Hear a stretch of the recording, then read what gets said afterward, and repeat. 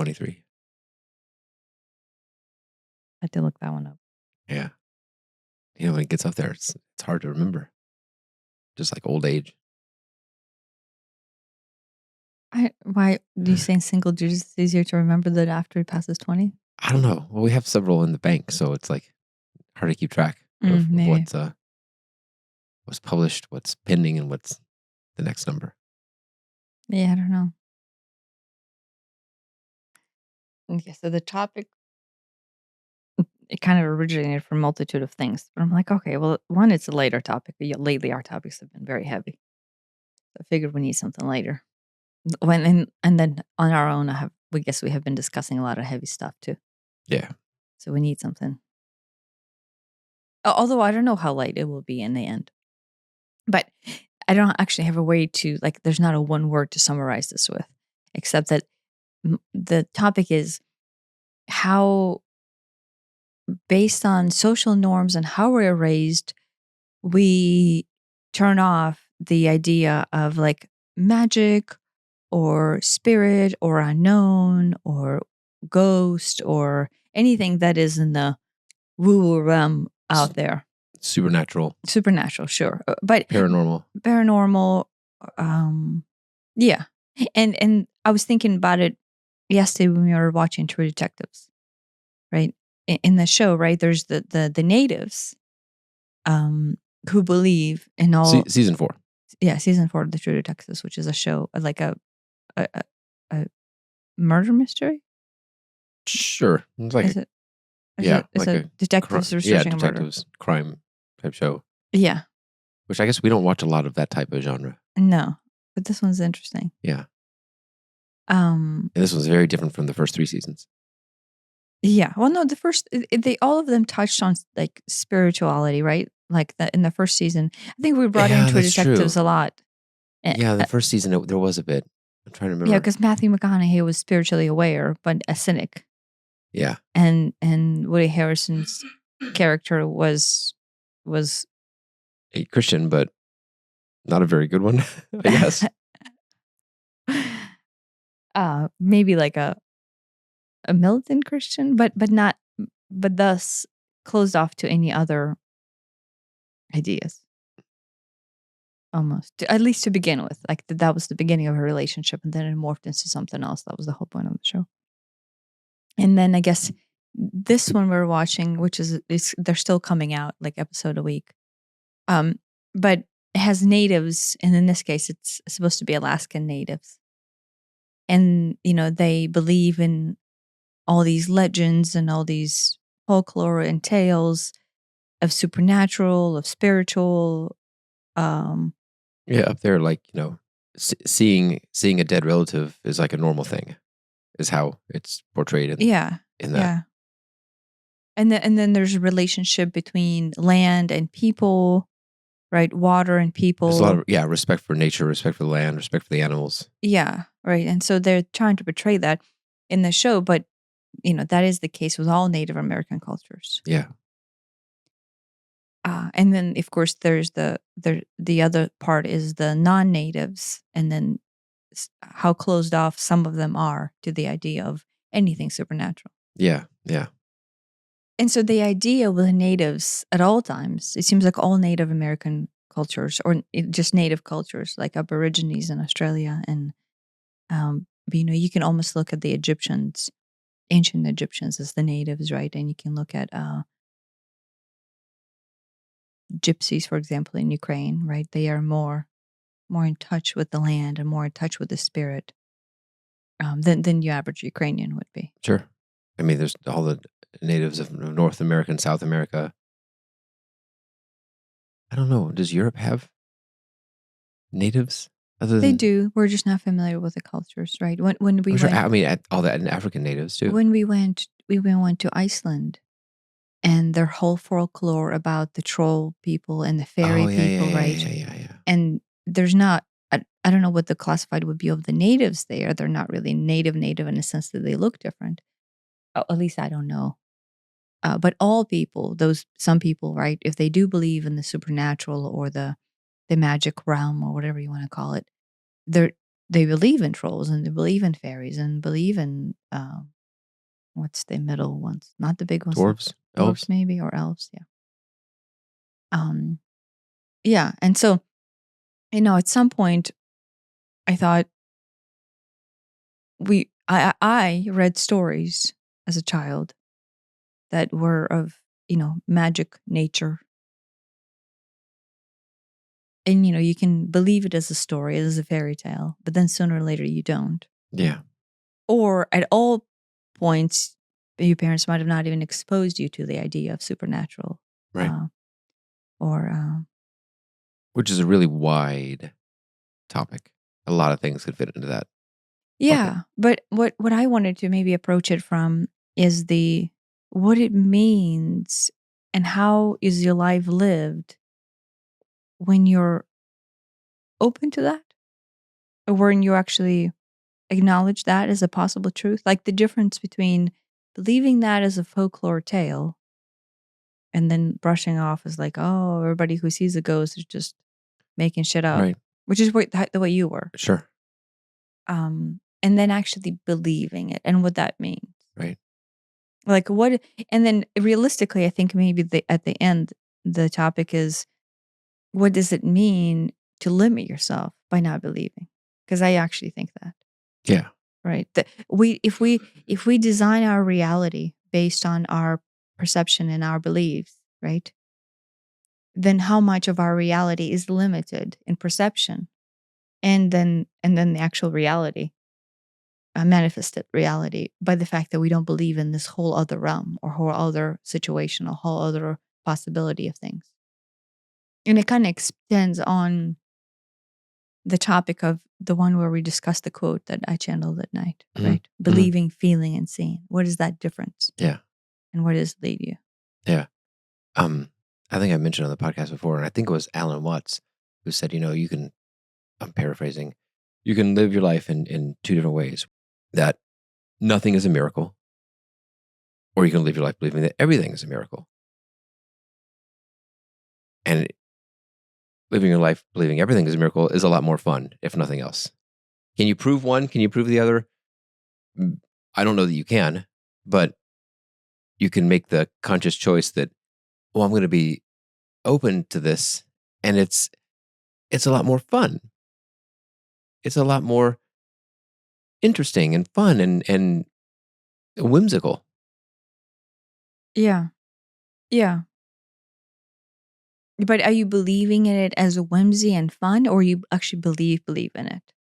Do you know what I mean? Do you know what there's the difference between like, oh yeah, well I could spend my time believing in fairies. I may not see them, but I believe in them. Or you really believe in fairies. Do you know what I mean? Right. There's a difference between it being a folklore tale or fairy tale and like, or are you actually open to possibility of seeing fairies? Yeah. Are you actually open to communication with fairies? Right. Do you know what I mean? And so there's this difference. I think there's this innate difference between not believing, but in the folklore fairy tale type of a way, or actually believing. I mean, all of these stories, most of these stories, are very, very similar from all these different cultures throughout time, cultures which traditional history says never communicated with each other. They're all incredibly similar. Which stories? Pick a story. I mean, but there's, this isn't really a fairy tale, but I'm not talking about fairy tales. I'm just talking about anything. Yeah, the Quetzalcoatl story of not the Aztecs, the Incas, the Mayas, is incredibly similar to, I don't remember which one.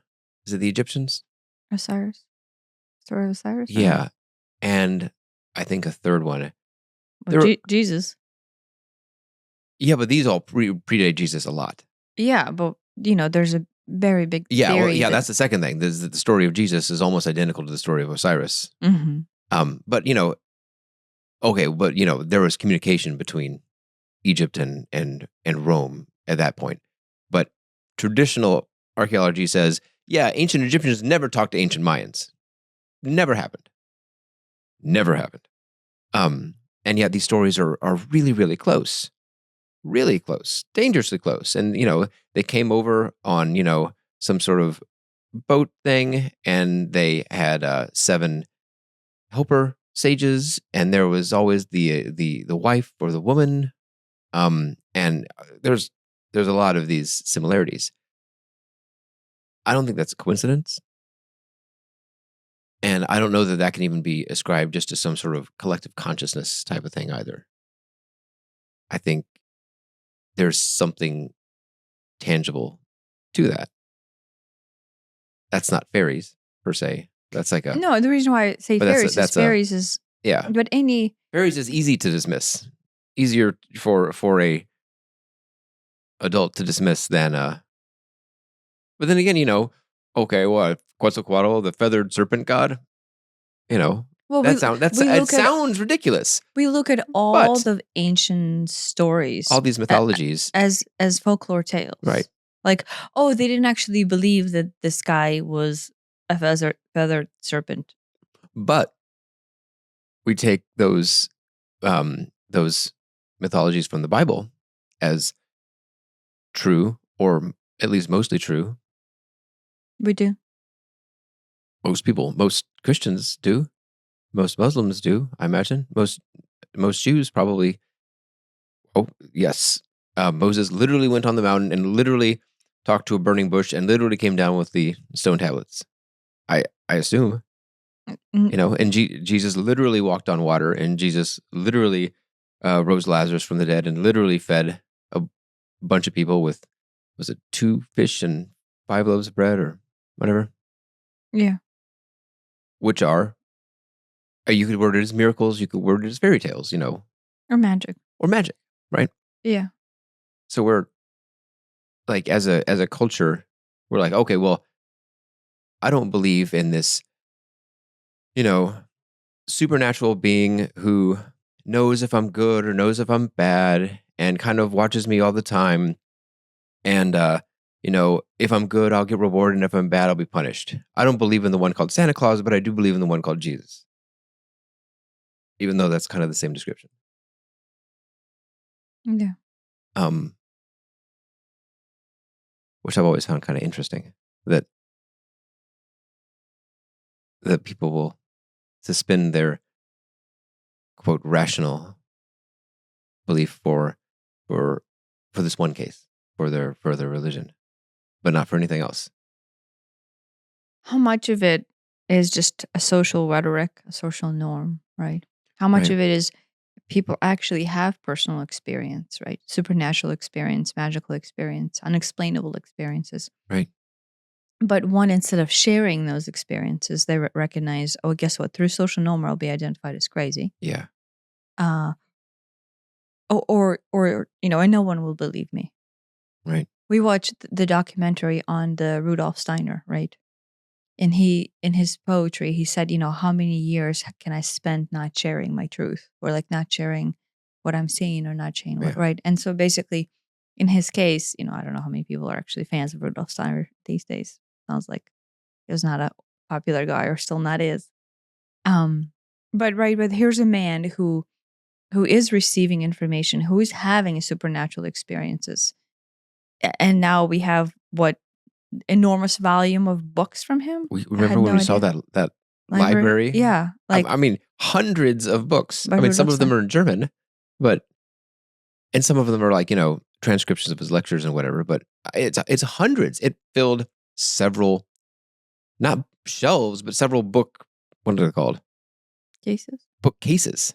Yeah. Several. Yeah. But that's a man who channeled, saw spirit, saw possibly some even other things, right? Maybe, I think, honestly, based on that dome that he designed, and then the dance that they were doing within those pastel colors, that is the description, very similar to the Howard Manger's UFO stories, of the architecture being very organic, and then the clothing being very transparent, right? Like their native clothing. and he referenced people from Venus and possibly Mars as the two primary cultures I think that he communicated with, right? But in this case, it's Howard Manger, and this is a UFO story.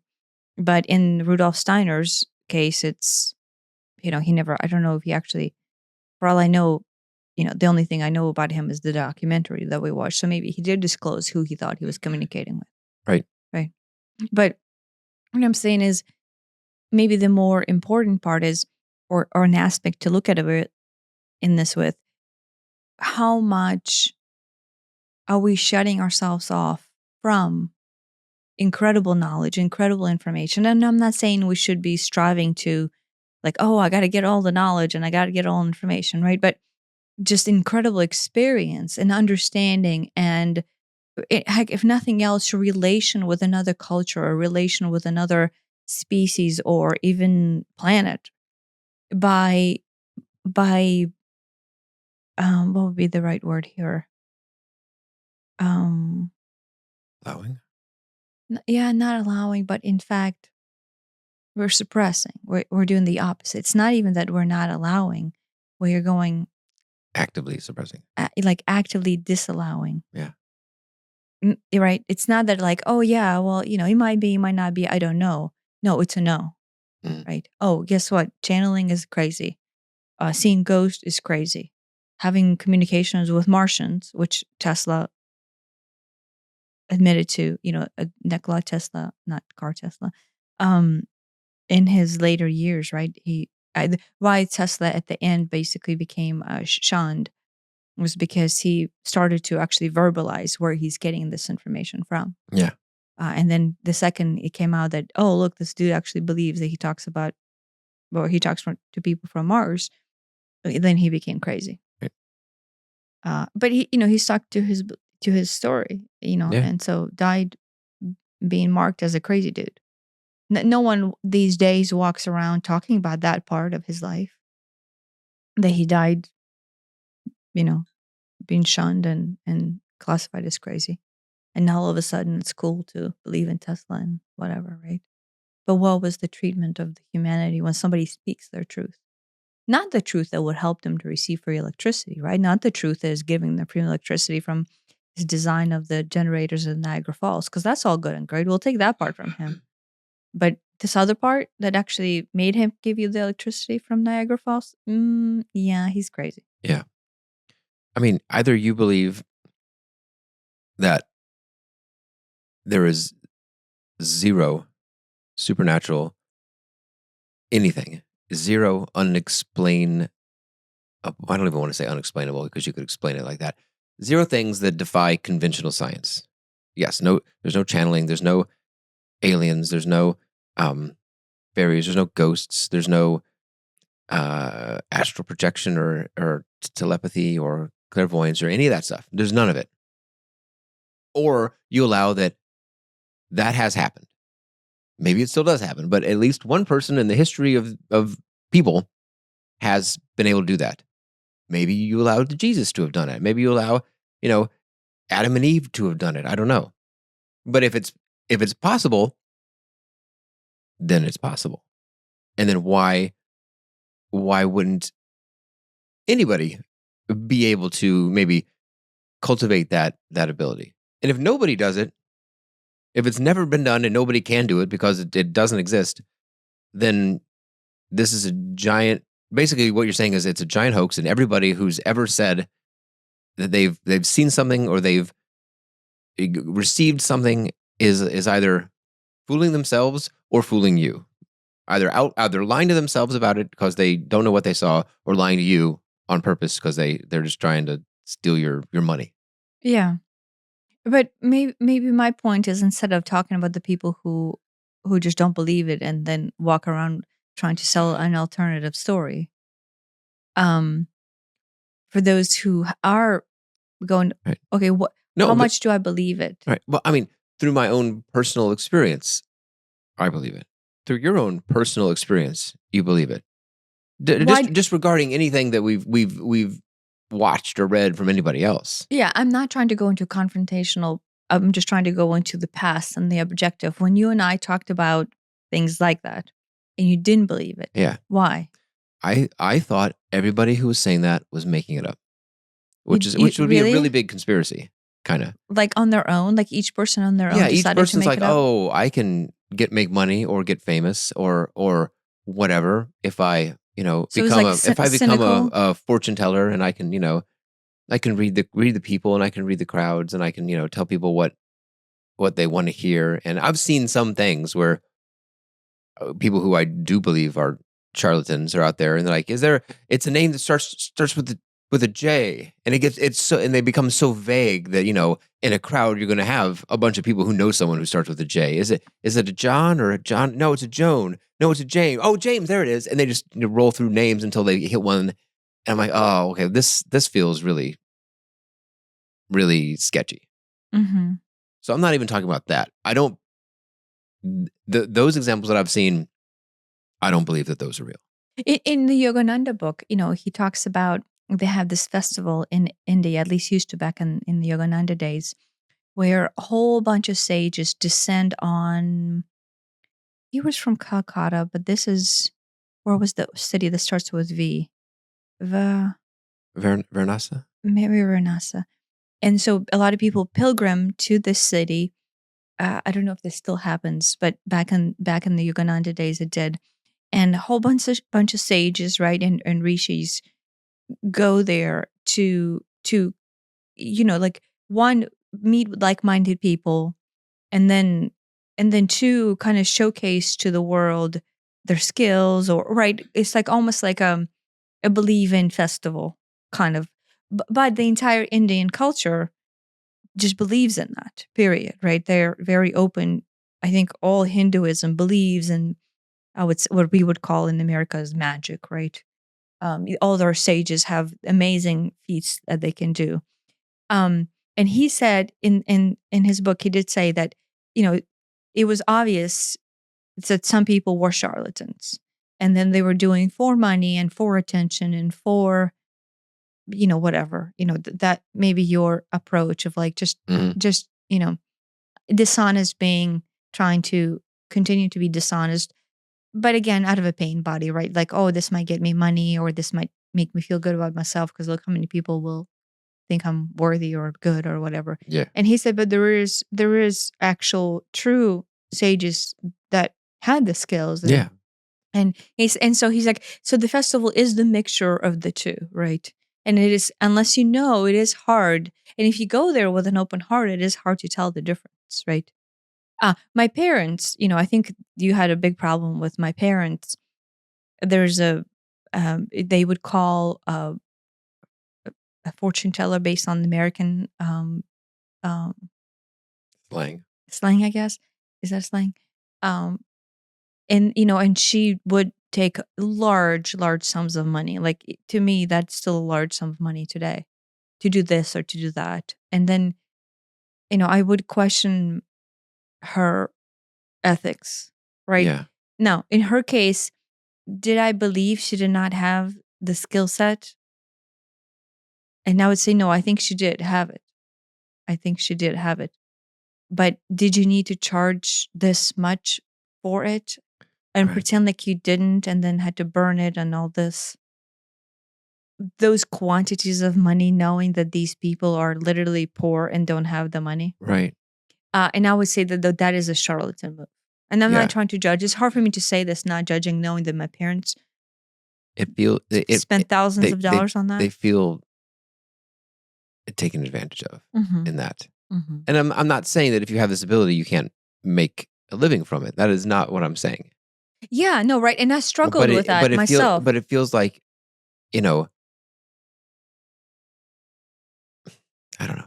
It's tricky because it's like, well, if you're really good, can't you charge more? And it's like, should what you charge be based on someone else's ability to pay? Not necessarily, Well, no, but yet. if you what charge is reasonable, right? But then reasonable by just like the market standard, but not, but not 100 times over. Do you know what I mean? Like, there's Mhm. this, at some point you go, wait, what, what, and in their case, they believed it so much that they like had to they had to fly to another state. I won't mention any details. To another state, right? Meaning like 2 plane tickets, right? Because they're pitiful and they can't travel alone. This is back when they were even younger too. And then they had to. I want to say, did they have, if they had to spend a night or they caught the flight that evening or something, right? But I'm like, think about the feats the parents had to go through just to get tickets on their own, because they couldn't tell us because they knew we would flip out if they knew what they were doing. That. Yeah. And part of it was for us, like right as a parent, they felt so helpless to help us. And then you get into that feeling, and you're like, well, here's a lady, and I believe her, and she says she can fix this and whatnot. And a lot of things did move when she got involved. But the dollar value behind that involvement was just so It astronomical was so astronomical, especially to to a poor people like my parents. And that money is still astronomical to me today. Yeah.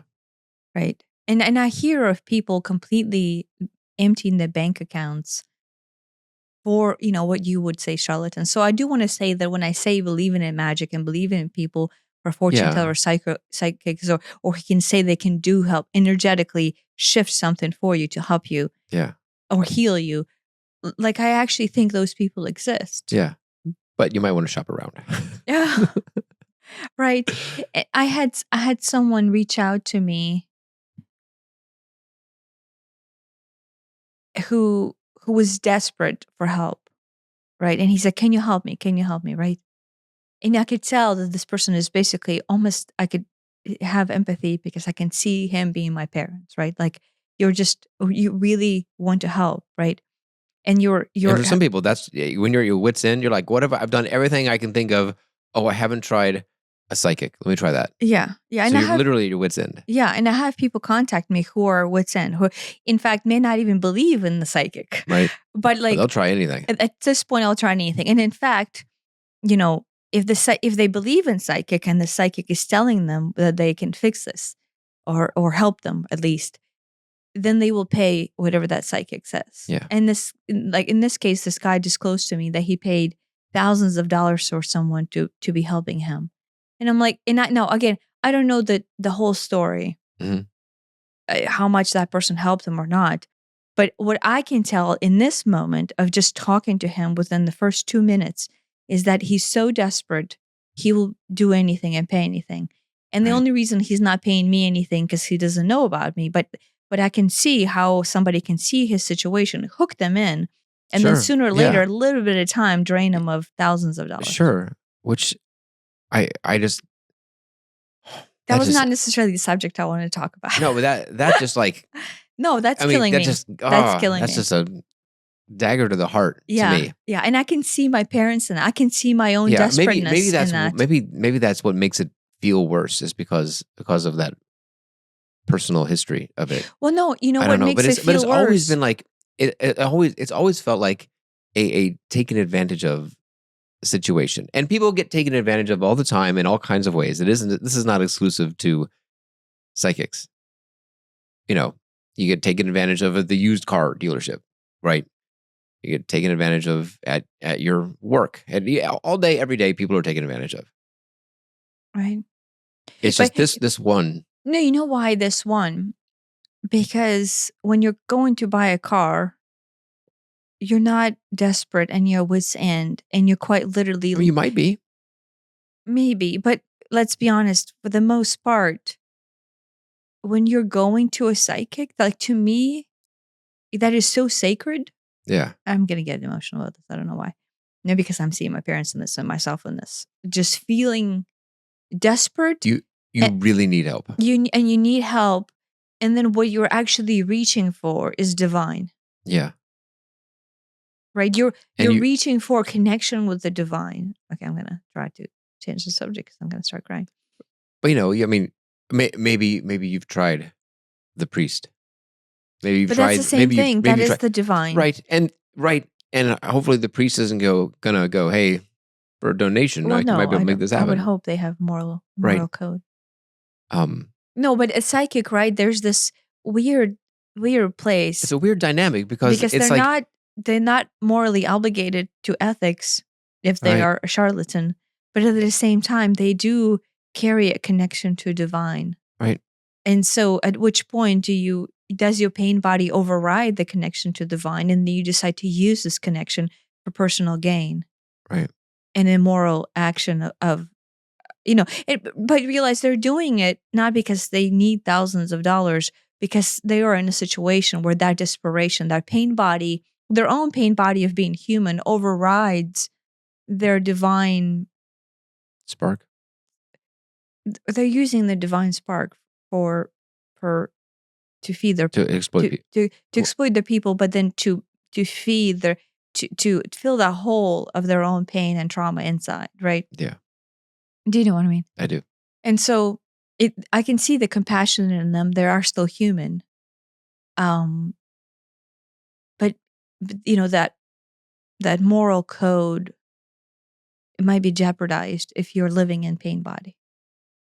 Yeah. I mean, that's probably true that's probably true of everybody, period. But that's not exclusive to this industry either. Yeah. No matter what, there's plenty of people in any industry, sales is easy to point to, where if you're living in a pain body, it's really easy to justify things. I mean, you can make a lot of money doing sketchy stuff. This is true.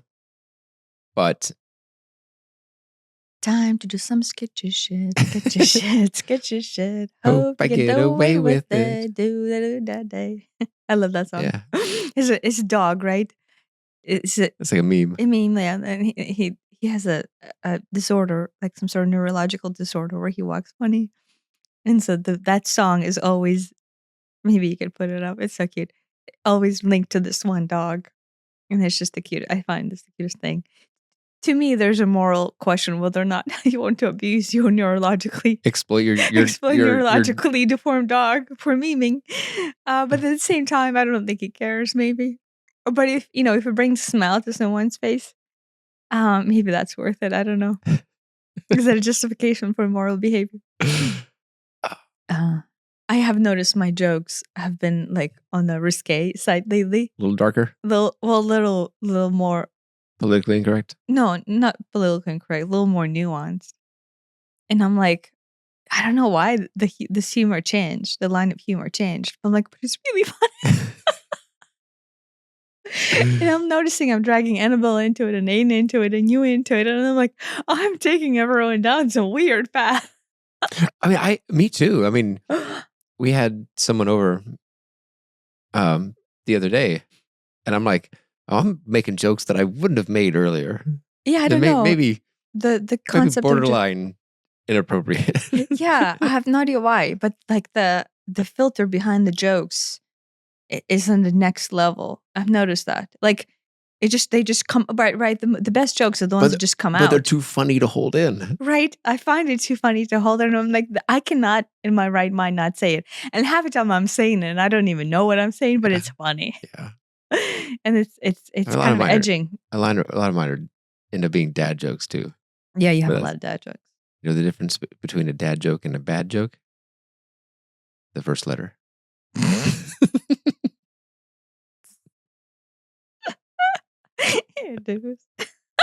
I just repeat the ones I see on Instagram. I can't take any credit. Annabelle has a lot of good jokes. And she's good at delivery too. Aiden's really good at delivery. There you go. So let's transition back. So where I wanted to go with this actually, besides all of this, is that we're all raised as children. I think we come into this world with extrasensory perception being completely opened, right? You don't have to get this serious about the topic now. You're like,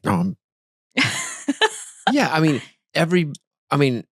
think most kids have or remember their imaginary friend. Mm-hmm. I remember mine. I didn't have one. I wish I had an imaginary friend. But it's like my imaginary friend was structure. How structure? My imaginary friend was discipline. Wait. I don't know why. A little German accent makes it sound more serious. How imaginary was that though? That friend? Yeah. And I'm like, because I remember It was a bird. And I remember seeing this bird. I know exactly what this bird looked like. And I'm like, is that, people would say, oh, it's just your imagination or whatever. But I'm like, it was very, very real. No, I have very distinct memories that are more real than any dream I've had. no, I would not say that your bird was anything but not real. Like, there's no way. Yeah. So And I guess I was going to end on this, but now that I'm on it, to anybody out there, have you ever had something in your life that is, I don't want to say unexplainable, because then all you have to do is explain it to make it to disprove this. not That is displain it, but discount it, right? You can always discount it. Yeah. So think of something that you've known, or some unbelievable coincidence or synchronicity, some sort of message you've got, something you've seen, something you've heard, something that, I was a little kid, and there's 4 of us in the house, and I walk down the hall for some reason, and I hear we had a big dresser curio cabinet thing, and I heard the door close, and okay, whatever. And then I go back, and everyone's sitting there watching TV. I'm like, wait, who was just in there closing the thing? And they're like, no one. And I'm like, and I run back and I turn the lights on, and there's nothing there. Mhm. I heard that. I know I did. We all kind of looked around to see if there's someone in the house. I can't explain that. Yeah, no, but this is what I think is the most important thing. If I had to put importance on this, of why this is important, why this topic is important, is our children coming into this world with extrasensory perception. All children coming into this world with extrasensory perception, but the perception of the children that are coming in right now is, 1, intensified, and 2, is more important to be kept alive than ever before. Yeah. Right? What they're destined for in their everyday life as citizens of Mother Earth has such a huge potential and such a huge importance that they will need the openness to extrasensory perception in order to be able to fulfill their destiny. Yeah. Right? And if we as society continue to impose a rhetoric of like, oh no, you're crazy, or no, you're not seeing colors, or no, you cannot manifest your destiny, or no, there's no such thing as ghost.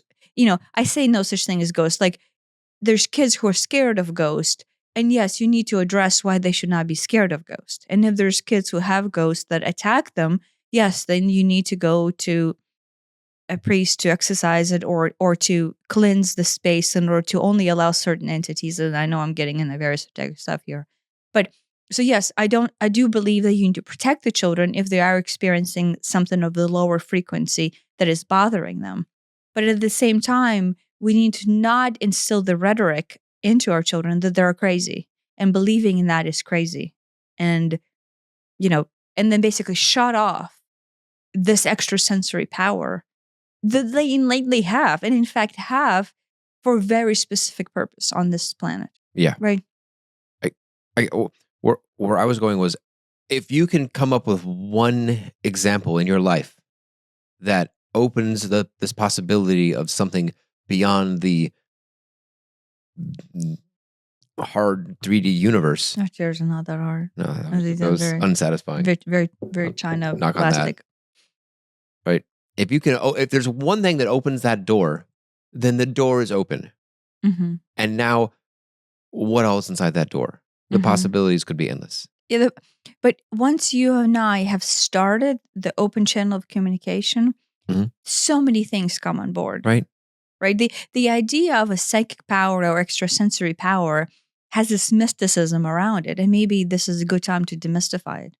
Once you open that possibility of yourself, you will usually have one primary extrasensory sense that you are, let's say, the best at. And then, like, if you're looking at it from the clear standpoint, you can have extrasensory hearing, extrasensory vision, extrasensory knowing, extrasensory feeling, Smelling, tasting, tasting. which is a weird one. Like, Right. I mean, and how that's those weird. would present themselves would depend on your individual interpretation, Mhm. which one, I just find that beautiful within itself, that everybody has their own interpretation of what it means to have extrasensory perception. So this magic that I'm talking about actually comes out of that extrasensory perception, the openness to the possibility of something other than the norm. Right. And then after that, as you start to work with it, other things open up. Yeah. And you're able to see and do, and more things come up. Right. I mean, anyone cynical is going to dismiss it all as coincidence.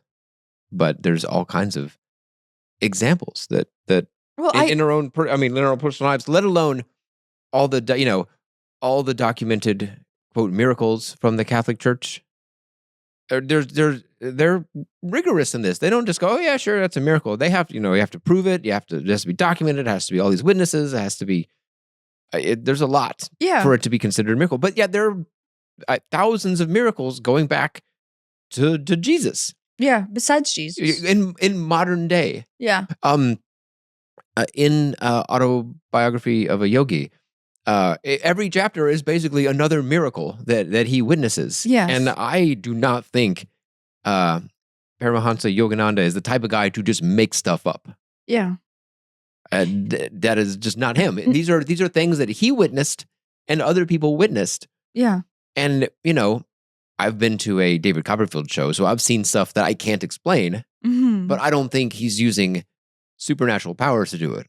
I'm sure there's, there's a printer up in there and that's how it came. I don't know. I don't know how he did it, but I believe that anybody with the dexterity and the skill could do that. There is a explanation for that. There is no explanation for this stuff. No. Yeah. 3D explanation. Yeah, yeah.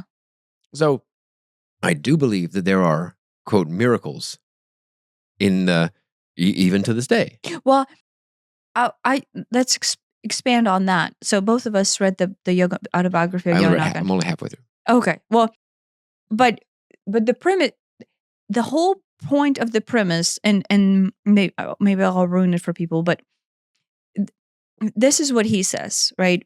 And spoiler alert for an autobiography. Well, but the autobiography has nothing to do with him. Right. Like it really the story doesn't. is really so. What Yogananda's point about his personal skill set, which he does not talk about in his book, he does not talk about all the things that he was able to do as an enlightened and awakened being, other than channeling. And then, he does talk about how, and I don't know, maybe this is credited to someone else. Divine guiding him, and he was never good at this subject. And then he squeaks by with exactly a passing score. Yeah. And it's like, oh, he needs, he needs to get like an 80 to pass, and he gets a 75. And he's like, oh no. But then it's like, oh, they just yesterday changed the rules to make 75 the passing score. Like this type of crazy stuff. Oh yeah, or when his brother-in-law challenged him to prove that there is such thing as divine guidance, and said, well, fine, travel to that city without any money and then come back from that city and then give me proof or something. Mm-hmm. And then I will know that there's such thing as divine. Right. Or they're sitting on their like patio or balcony looking at some people flying kites. And he's like, he's like, oh, I'm going to bring one of those kites over here. And sure enough, the kite, like the string breaks and it just floats over and he catches it. Yeah. And she's like, well, that's crazy, but you can't do the other one. And the other one, he does the other one. And the other one comes out. Did he do it? Did he? I don't know. But that's wild. Yeah. No. That's just wild. Yeah. But what I wanted to say, that what his point to, right, why the rishis exist and why the sages exist, or these magic saints in India. I don't know if I think that's still the case, right? But what he said is the whole point of the divine is to showcase itself, right, into the world, right, to allow you to experience the full extent of the divine being and the divine love and presence, which is why what I feel about myself. Like the whole point of my existence is for that reason, right? Mm-hmm. I cannot actually come up with any other reason why I'm here, right? I mean, it's great that I'm a mother, and it's great that I'm a wife, and it's great that, I walk this plane and I feed the cats and, and cook food. But as far as my purpose in life, I love your summary of yourself. well, no, those are just the things that I do, right? But as far as my existence on this plane, what I see is, how can I feel the divine within me, right? Like, Mm-hmm. that's it. I don't know if you have that. Do you have? Yeah. For yourself, No, I do you do. feel I similar do. to that? There's this I think the movie's Anger Management with Adam Sandler, and at one point he goes to an anger management class, and there's a group therapy thing, and they're sitting around, and the leader goes, "Oh, and you, who are you?" And he goes, "Oh, my name's, I don't know, Bill Smith." Like, no, that's your name. Who are you? And he's like, "Well, I don't remember. I'm an architect, and I do this." No, that's your job. Who are you? And he's like, I like to do no, that's what you like. Who are you? And he's like, I don't, can I get an example of someone else? And like, what? You need someone else to tell you who you are? He's like, I don't understand the But when question. you watch that, could you relate? Yes, I can relate, because I'm like, But I don't even you don't understand the I don't question? understand the question. Who are you? Yeah, no, right. And so Yogananda's point is that these sages or rishis go into these extensive, 10-year, 20-year journeys into the caves connecting to the divine, and then coming back. The reason why they do, the perfume sage and the tiger sage, and this is the ones that he mentions in his book, or the woman who doesn't eat and lives on light. The reason why they facilitate these experiences for the world is to showcase the world their own interpretation, the spark of the divine to the world, right? Mhm. Because in you allowing something to be truth that you have deemed as false, you open up to the perception and to the idea that there's something beyond what you're experiencing, which is, in all honesty, is not true love, is not true potential. It is not the truth and the true light of the divine, right? Yeah. And so when you feel the light of the divine, when you're flooded with that abundant, there's no words, right? Right. You can basically do anything. And the perfume sage just basically perfected that anything into, guess what? He can make his hand just smell like anything. You can say, oh, I want jasmine and mint combined. And he will give you a piece of paper, or he will let you smell his hand, and it will be jasmine and mint. Right. And that is his interpretation of the unlimited potential of the divine. Mm-hmm. And, Yogananda had his own interpretation, and the other sages had their own interpretation. And that what our children are coming in here through their clairvoyance or clairs is their own interpretive potential. Like our daughter, when she was young, before she knew that, she could be deemed as crazy by the majority of the society, told us, actually, this is how it came out. I think she was 3 or 4.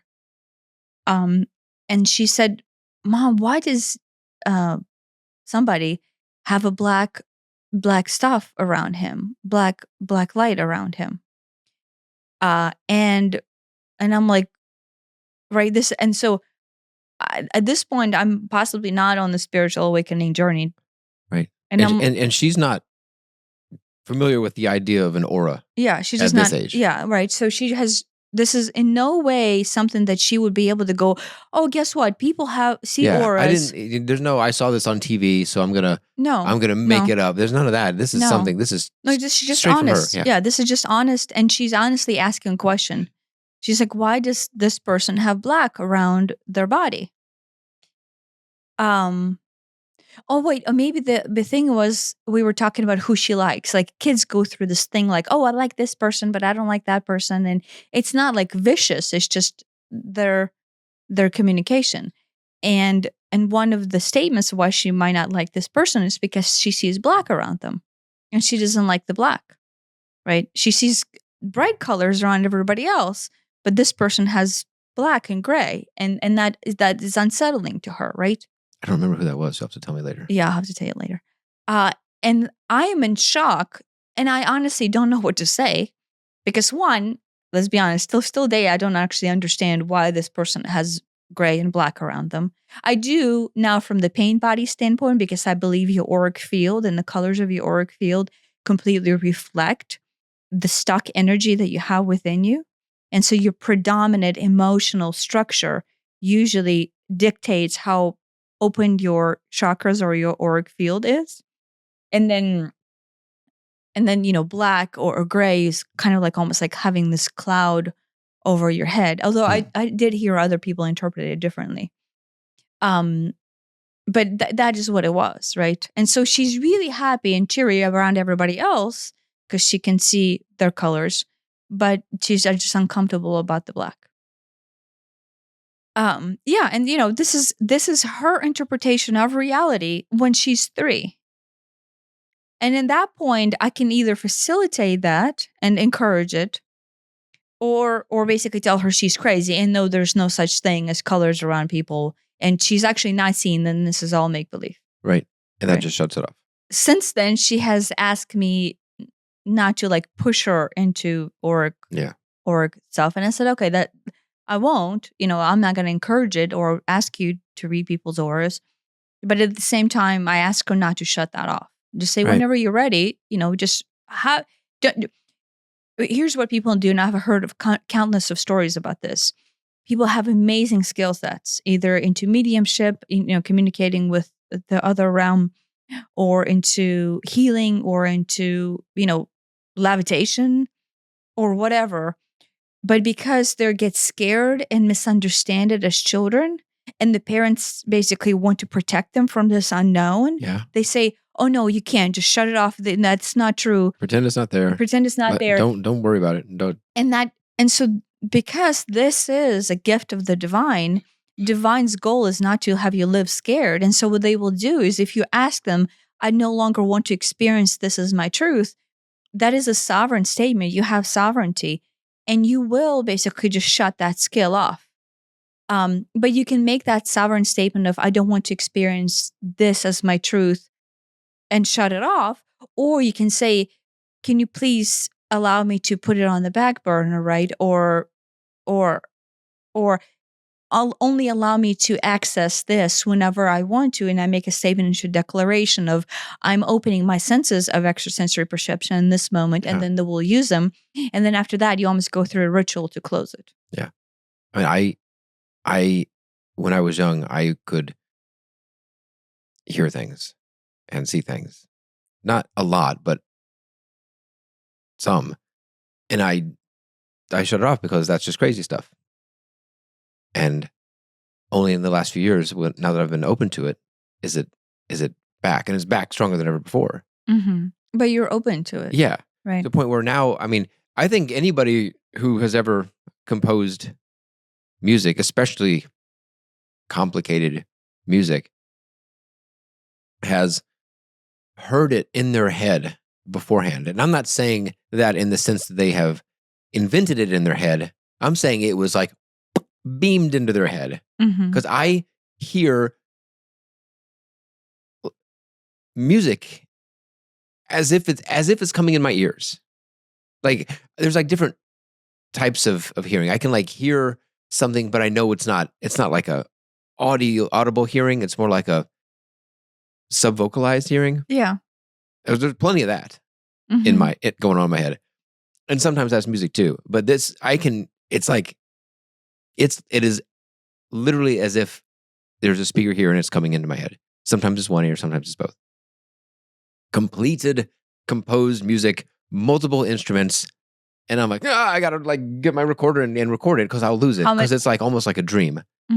It's like, I lose it so fast, like a dream. Well, usually it comes is when you're in that theta delta crossover to where you're not like, completely cognitive, but you're allowing, that's where the extrasensory perception come in. Yeah. So the more time you can spend in the theta and delta cross state, Yeah. the more you're open to extrasensory Yes, perception. it is usually in a meditation or when I'm laying down trying to go to sleep. Yeah, but when children are born, they are always in a theta delta crossover. Yeah. That's the whole point of their existence. Like, why do they like look around crazily? It's because they see stuff, right? You're like, what are you looking at, right? Or the cats. Sometimes Cats, yeah, they'll just cats look. are like, They're what are you like looking looking at the at? wall, like very intently. Yeah, And we're like, well, I don't know.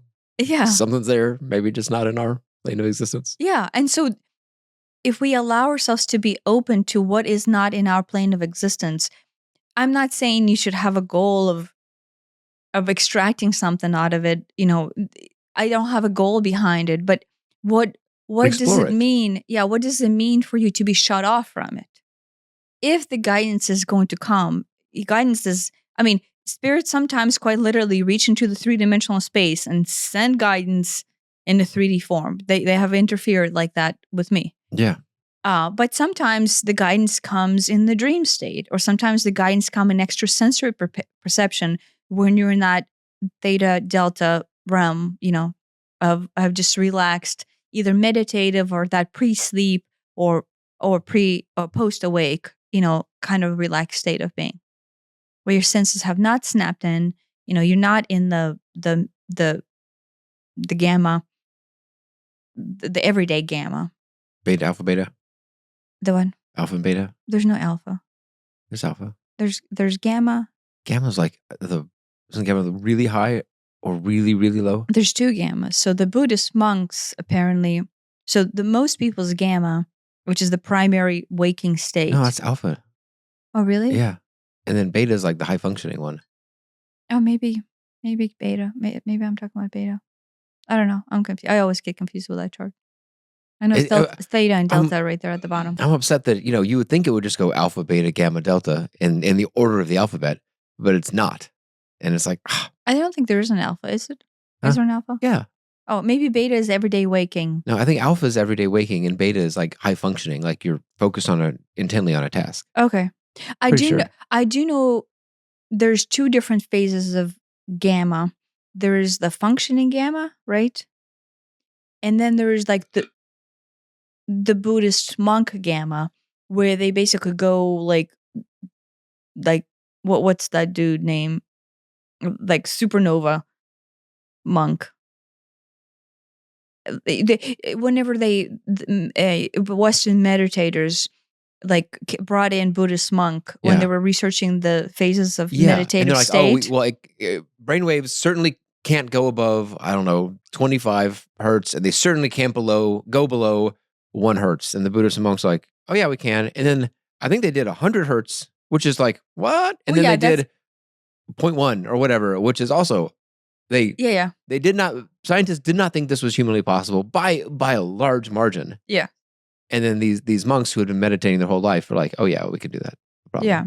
But you basically go, so on the high gamma, I believe what they're doing is they are in the conscious awareness, but they're entering into like a supernatural state, what we would consider as a supernatural state of performance and awareness. And that's where crazy stuff that we would consider, miracles by Jesus get done, where you're levitating and you're transforming water into wine and whatever. Or then there's the super relaxed gamma, where you're basically almost comatose, I guess, but you're in that dream state, still in that supernatural, but in actual dream state. And then that's where, astral traveling and astral projection and things like that could happen there. And then there's whatever that show that we watched, where I think in the high gamma, you can basically connect to the infinite power. I don't know, right? Abundant power of self. And that is when, remember that guy, he can lightning bolt. Oh yeah. Divine beams into people.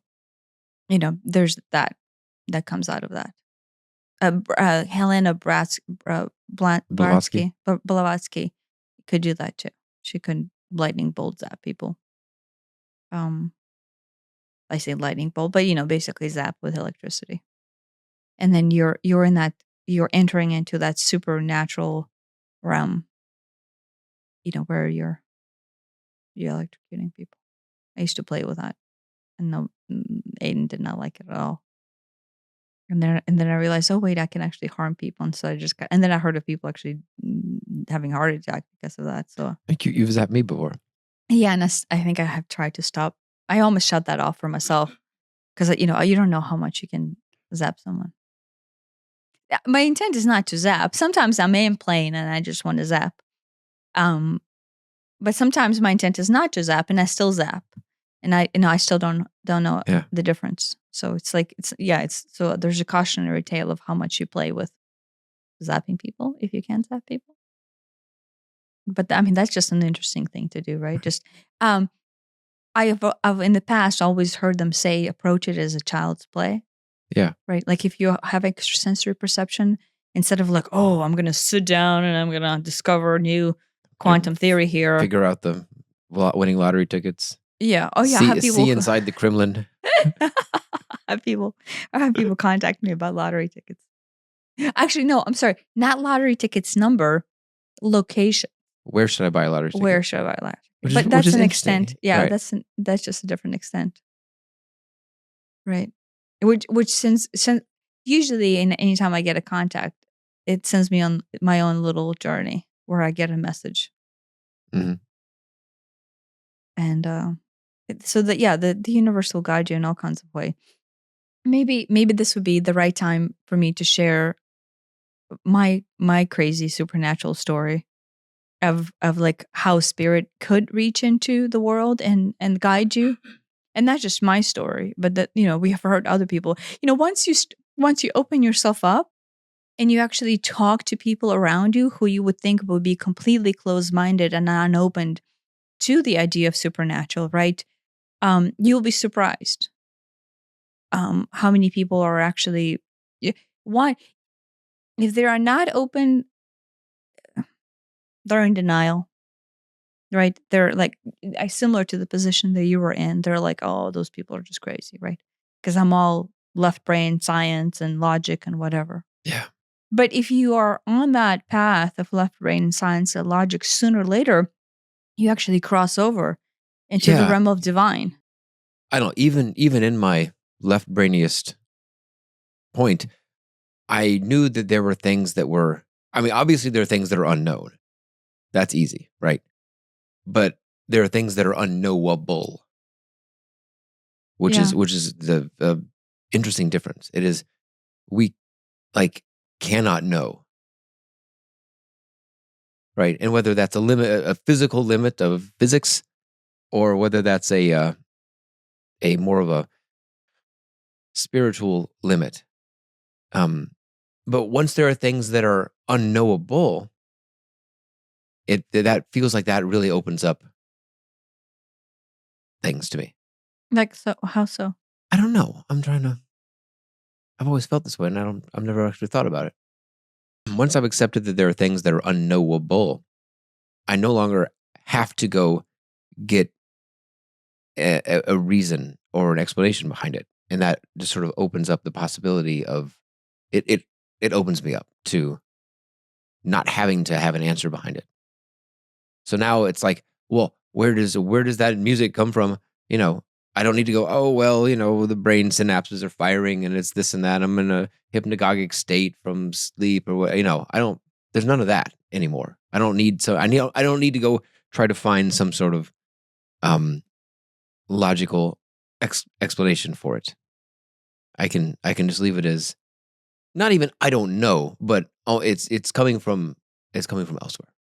Yeah. Where is elsewhere? I don't know. I don't even feel the need to define where elsewhere is. Yeah. I don't need to go, oh, it's coming from Mars. I don't know. Yeah.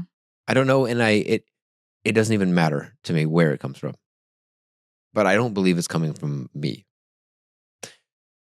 There's a whole sidebar discussion about, where does consciousness originate? Right? Is consciousness does it originate in the brain, in the mind and brain kind of being two different things here? Yeah. Or is is the organ, the brain, more akin to like a radio receiver that kind of receives consciousness, and consciousness is almost like beamed. I say beamed in, but consciousness. We're really getting off topic here. Is like consciousness and your spirit or your soul. I kind of have those all grouped together. And I personally think that yep, we happen to be these meat sacks, but our consciousness, soul, spirit is temporarily inhabiting them. But not in the way that we inhabit a house, more of like a multidimensional inhabit that is hard to explain. But once you're open to that, then sure, it's really easy to go, well, of course I'm going to hear things because what's going on over in that consciousness or spirit realm? I don't know. Yeah. And and me hearing it is just an artifact of being of this 3D experience. Yeah. Yeah. There's the answer to who are you is, I am a spiritual being temporarily inhabiting the meat sack body we call Elliot. The separation from, mind, or maybe one mind, or the universal consciousness, and how it propagates itself into the fractalized form of this interpretation of this body, right? That that you refer to as the meat sack. Is I had multiple explanations of like creation of matter, creation of the universe, and creation of experience, right? And so, and they're not different than other people's explanations. So those explanations exist out there, right? But when you're giving it firsthand from whatever, right? From the source, you almost can't separate yourself from that truth. Do you know what I mean? Mm-hmm. And so, don't know where I'm going with this, other than to answer the question of what you are and who you are after you you receive the information into the essence of you. It is difficult to just not feel that at all time, but at the same time, still, of course, descend into the three-dimensional form and continue to have cooking and cleaning and litter cleaning and Furnace filters and whatever, right? It seems like my life revolves around a lot of cleaning. Right, but have the human experience and then dive into it and then believe it and then feel it as your truth. And the times kind of like withdraw from it and go, that's interesting that I'm choosing to experience this. And the times go, oh yeah, I'm just overlooking this experience. And there's those three different components there. I feel like are three different options. It's like I'm above choosing to experience this in complete overlook. I'm in awareness, but still looking myself doing it. Or most of us do from like 99.9% of the time is you're completely blind to the other two higher steps. You're stuck down in it. And you're stuck down in it, right? And so depending on your perception and any one of those levels, when you're down in a 3D, digging yourself down further, it is difficult to stay open to extrasensory perception or to believe in ghosts or to touch the realm that is actually trying to guide you, like your higher self. I'm not even saying like the divine or the angels or extraterrestrial civilizations. I'm just saying your higher self, right? If of course that might be extend for still a stretch for some people. There's always guidance, right? There's always safety and support that comes by you just being alive. Yeah. But it's hard to see it if we are stuck in the muck. Yeah. And have our blinders on and then walk around going, oh, there's there is no such thing as the other realm or anything else other than what I can see and touch and knock on. You know what I mean? Yeah. And sometimes we're just beat down into it by our parents, by the social norms, right? And I feel like, and this could be just because we're in the echo chamber, but more and more things are opening to the ideas of the outside perspectives, right? Like I might have brought this up before, but when we go shopping at like TJ Maxx or Marshalls, there's crystals there and tarot oracle cards now, Yeah. right? Right. And I'm like, That's new. okay, 10 years ago, I did not, Yeah. like for me to buy crystals, I would have to go to a crystal shop or some esoteric, whatever. Yeah. Now Walmart sells crystals and incense. Like we were at the Florida Walmart and they had incense. Yeah. And I'm they like, had a whole aisle of not just incense, but incense spiritual paraphernalia. Yeah. And I know incense is a very small Common. touch Yeah. on the realm And of a lot of people use incense for a lot of things. Yeah. But 10 years ago, 5 years ago, Well, you would have never found incense and incense burner sticks at Walmart. Maybe some Walmarts, because I think some people use incense to cover up the smell of Oh, yeah, maybe. Yeah. But no, for the most part, the incense is more of a spiritual thing. Yeah. right?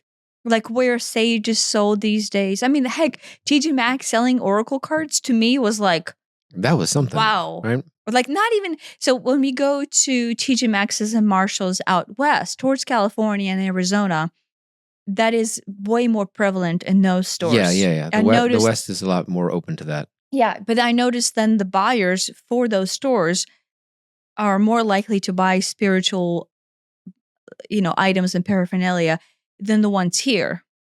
But no, I have seen oracle cards here in the I think East. we got some. Yeah, no, I got one of the oracle decks that I have that it was one of my favorite decks came from TJ Maxx. Yeah.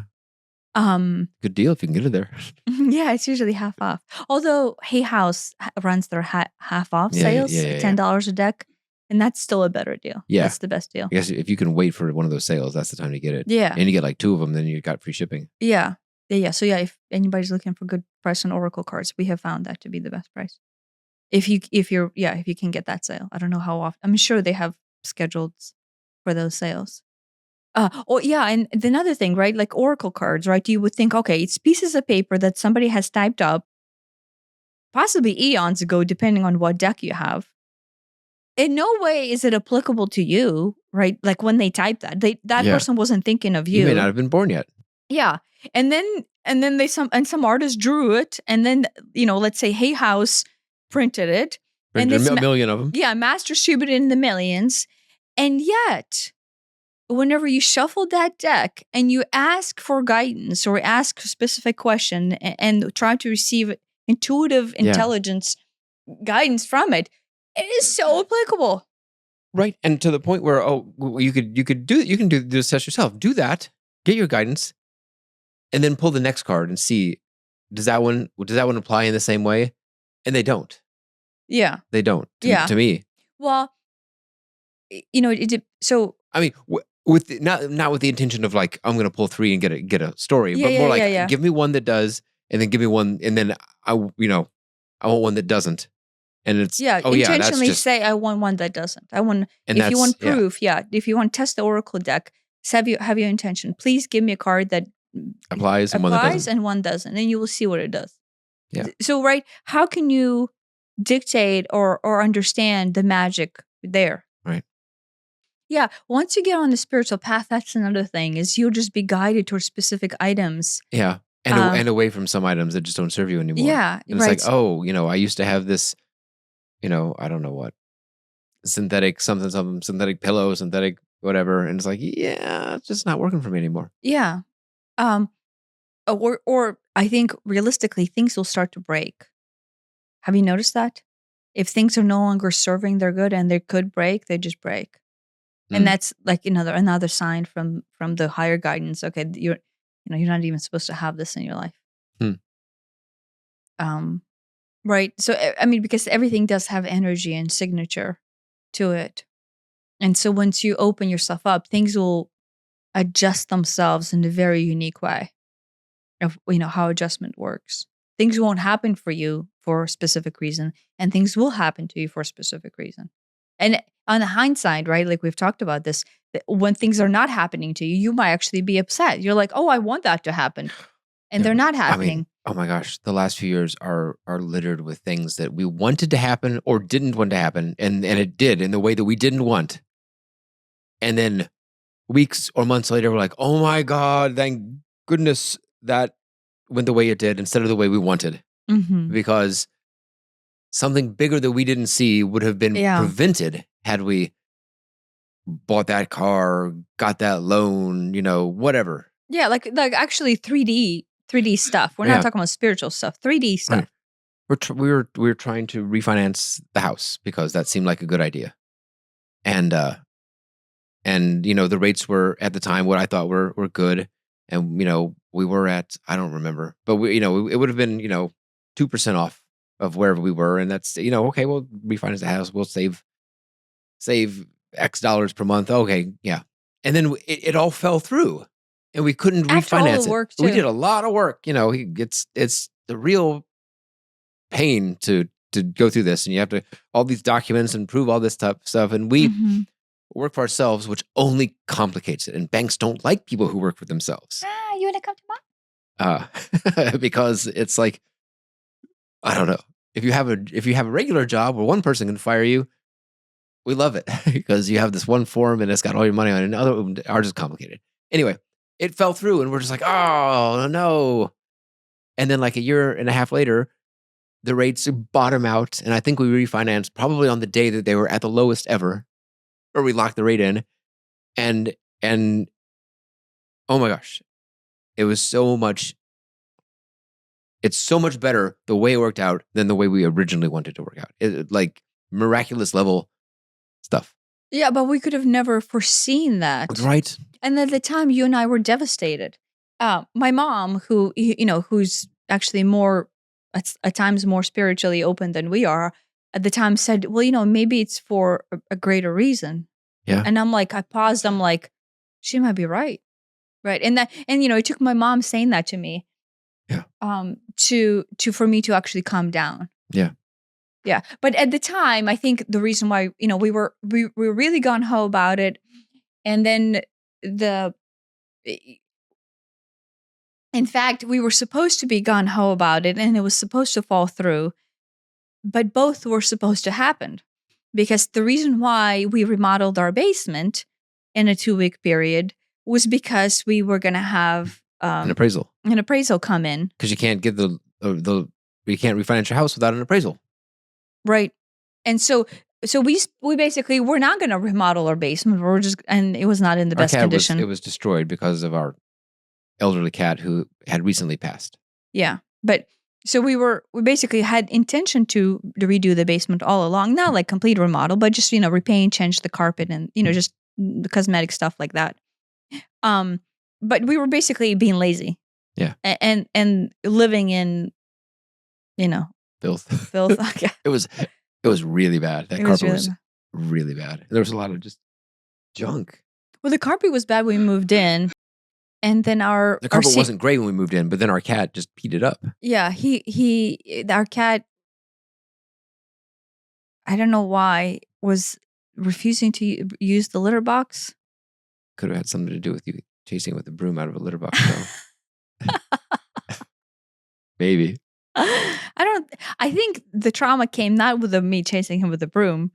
It was the electric. We did. We had the electric litter box. We got the electric litter box where, like, it scoops the poop automatically. Yeah, they go. I don't think they have this, but yeah, there's a sensor, and then he comes in, and then he poops and pees, and then the sensor then reads him leaving, and it waits and then a minute. Goes, yeah, it like waits a minute or two, and then it does the basically the litter scooping. Yeah, but it would activate with him in the litter box. Yeah, it scared the crap out of him. Yeah, scared the crap out of him. And so at some point, I think he just said, screw this, I'm going to shit and pee everywhere. And so we kind of let the basement be his litter box. And it wasn't terrible, but it was not great. Parts of it, as we were tearing the carpet out, we're like, oh, this is terrible. Yeah. Yeah. So So I think that So yeah, those so 2 weeks. it forced us to do that. We completely redid the entire basement in a week or two. Paint, ceilings, walls, carpet, exercise room, everything. It was, and now it's really nice. No, it's really nice. Now we can record here. Yeah. And then, and then the loan thing fell through. Oh yeah, it fell through. But then a year or two later, I couldn't, Well, the economy hit bottom. which To us, I guess it doesn't matter. Right? What? Yeah, was it COVID or not? Was it before COVID? When did I think we refined in 21. So it was right post COVID when the economy Yeah. hit bottom. Yeah, I guess they were lowering rates to get the economy going. yeah. Which, hey, I mean, I would not want to buy a house now with these rates. No, rates are not good. But here we are 3Ding ourselves.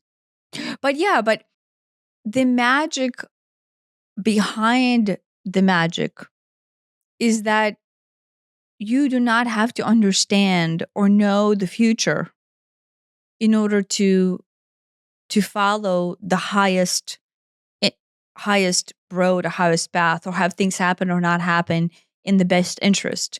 If you are in that open mind and open space of receiving guidance, of seeing the ghost, or receiving messages, there are from the realm that,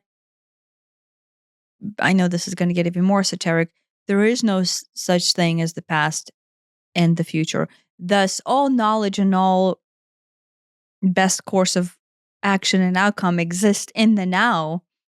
But because we live in this understanding of linear time progression, we don't have the knowledge of what is the best thing to do right now in order to have the best experience later. But on the other realms, that functions differently. And so that guidance comes with the precognitive knowing of the future into this density. Does that make sense? Maybe. And so like, you're like, oh, wait, right? Those people are like, oh, if I only knew the future, I would have done this, and that. Well, that is what this is. This is what the guidance is. Is the guidance coming with the knowledge of the future and is guiding you for the best outcome. Right. If you knew the future. Yeah. Right? Yeah. If we knew that the refi rates were going to be better a year out, we wouldn't have even bothered starting, right? Yeah. But because we had to, arrange things for the future, because that loan fell through, it forced us to arrange things for the next fiscal year. Mm-hmm. And if we hadn't done that, we wouldn't have been in a position to even get a loan when the rates were actually at the bottom. Yeah. So that's just another way that it worked out even more beautiful. Yeah. If we had just never bothered the first time and only bothered the second time, we might not have gotten it because things weren't, in a position that they needed to be. Yeah. But I think it's that, in this case, we were not even in an open heart, like, please allow us to receive guidance type of a setting. We were just like in 3D, borrowed down in 3D, trying to make 3D better. But the guidance was still coming. Yeah. Right? We were open enough spiritual to where the guidance still, right? The guidance will guide you regardless of your personal openness. But I think the more open you are, the more receptive you will be to it. And the more, like, you won't be upset that you didn't get the loan or didn't get the job. And it will be more obvious that there's a higher reason that maybe I don't see it. Maybe I'll see it later. Maybe I will never see it. But there's some reason, right? I had a luckily minor car accident like 2 weeks ago. I went off the road on the highway at highway speeds in the rain. It just hydroplaned into a rocky ditch, and I narrowly avoided a speed limit sign, a light pole, and a stump. In any of which would have done major damage to the car and possibly me. Or any other cars. There's no other cars around. Miraculously, there's no other cars, and I was in the middle lane, and I of three, and just went sideways, just little sideways down. Oi, and the car, yeah, there's some scratches, but it's still runs, still seems to be okay. It doesn't look like it used to, but it's But the more I think about it, the more I'm like, this is the the car that Aiden drives, and if this hadn't happened to me, and I wasn't doing anything crazy, I was not even speeding, I was certainly not doing any sort of teenager tricks in the car. I'm just driving straight, not even curve. It's just straight. If this hadn't happened to me, it would have happened to Aiden. Mm-hmm. And I would any day rather it happened to me than Aiden. Well, Aiden would have had that as his primary car, period. Yeah. Yeah. That was the goal, is us to have that as a primary car. Right. And now it's like, okay, this is just not the right car. It's got wide tires, rear wheel drive. It's never been good in the rain, and it is undrivable in the snow. So yeah. Well, it makes it really obvious this is not a good primary car, period, and especially for a teenager. Yeah, but the message there is even bigger than that. We're going to the dealership to have something fixed so he can drive it safer. Yeah. That was the whole goal. Yeah, it was that airbag recall. And the next thing that happens after that's literally done, coming back from the dealership, is the evidence of it not being safe. Yes. So what I wanted was, inside of me, I felt we need to make this car safer. We need to make this car safer, and we need to make this car safer. And then the guidance there is, look, it's just not a safe car. Yeah. And then you almost wreck. I do wreck. Well, no, but the car is 98% okay. But the message has registered. I was off the road in a rocky ditch. Yeah, the message has registered. The amount of safety you're trying to get out of this car is not going to work. Right. And that's it. So now he's driving a different car. Yeah. Right. And then, I don't even know what we're going to do with the other car. But it's not worth anything because it's like 30 years old. But but maybe that's a lesson. Don't let your child drive a 30-year-old car because it's cheap. Actually get a safe car. Yeah. Wait, should we be wrapping up already? Yeah. Oh, probably. Let's do something else. No, I was just gonna say my car story, but we can save it for some other day. So yeah, I think just staying open yourself, and then recognize the potential behind it. I'm not saying do it for the potential, do it chasing something, but just allow yourself to open. Yeah, be open and let yourself be amazed. Yeah, but then the more important part is, do not shut off everybody around you to that same openness, right? Just because you were raised by your parents telling you that you were crazy whenever you saw colors, or whenever you saw ghosts and talked to them, or when you had imaginary friends, and that was crazy, and that wasn't recognized.